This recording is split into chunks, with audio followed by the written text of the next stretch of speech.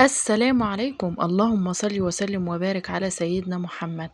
حبايبي الغاليين، أهم حاجة كده ادعمونا باللايكات والتعليقات والصلاة على الحبيب. النهاردة نعمل حلو سهل وبسيط وفي نفس الوقت يرطب على قلوبنا في الجو الحر ده. بسم الله ما شاء الله، زي ما انتم ما شايفين كده حلا جميل وسهل وبسيط وهيعجبكم، وطريقته مش مكلفة خالص، يعني جميل جدا ومش هتعملوا غيره. زي ما انتم ما شايفين، بسم الله ما شاء الله، ألف هنا وشفا لكل اللي كل منها.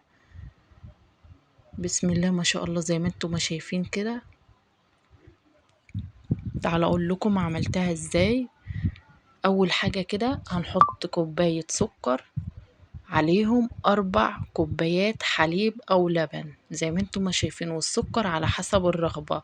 بس كوباية السكر دي خلتها كانت مظبوطة معايا، ولا سكرها زيادة ولا سكرها كتير. تمام. هنا نزلنا بحوالي 3 معالق كده من النشا. تمام، هنقلبهم كويس على البارد كده، وبعد كده نرفعهم على نار عالية. تمام، هنفضل نقلبهم كويس جدا عشان ما تبقاش متكتلة معانا، وتبقى قوامها زي الكريمة كده زي ما انتم ما شايفين كده. بعد كده بقى نسيبها تهدى شوية، وهننزل عليها بكيس كريمة. تمام، هنسيبها لما تهدى خالص وتبرد وننزل عليها بكيس كريمة. بعد كده هنضربها بالمضرب الكهرباء. تمام، طبعا ما شاء الله يعني قوامها يروح كريمي وبالشكل ده زي ما انتم شايفين، يبقى كده هي ناجحة معايا. تمام. هنا بقى معانا كيس من البسكوت، الكيس ده ب30 جنيه، ما شاء الله عمل معايا كمية، عمل معايا الصينية دي. ومعايا شوية من الحليب هنحط فيها البسكوت وهنرصه بالطريقة وبالشكل ده كده زي ما انتم ما شايفين. طبعا بالشكل ده كده زي ما انتم ما شايفين، ما شاء الله ما بتاخدش وقت ولا مجهود، كلها دقايق وبتكوني عاملاها ما شاء الله، ولا بتحتاجي فرن ولا حاجة. اللي وصل لحد هنا منساش يصلي على سيدنا محمد. هننزل بقى بيها طبقات، يعني رصينا اول طبقة بسكوت، هننزل بطبقة الكريمة واللبن اللي احنا عملناها معاكم. تاني هكرر برضو نفس الطبقة، هنحط فيها البسكوت في الحليب وهننزل عليها ونرصه بالشكل ده كده زي ما انتم ما شايفين. طبقات. طبعا الطبقات دي على حسب رغبتك، عايزة تعملها طبقتين 3 4 زي ما انت ما عايزة.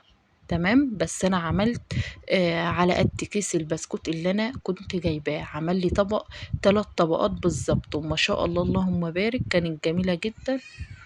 اهو نزلنا تاني بالطبقة كريمة وبعد كده بالبسكوت.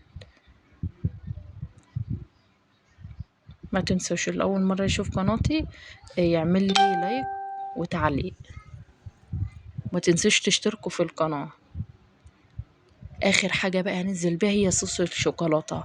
حطيت كوباية زيت مع كوباية سكر مع كوباية لبن مع كوب كاكاو وضربناهم في الخلاط كويس، وبقى معانا الصوص ده كده زي ما انتم ما شايفين، ما شاء الله اللهم بارك. هننزل على وشها كويس وهنفردها كده بأي حاجة كده، وبعد كده هنسيبها في التلاجة لمدة ساعة عشان تسقح كده وتبقى طعمها حلو كده ويرطب على قلوبنا. اهو زي ما انتم ما شايفين كده انا بوزع صوص الشوكولاتة.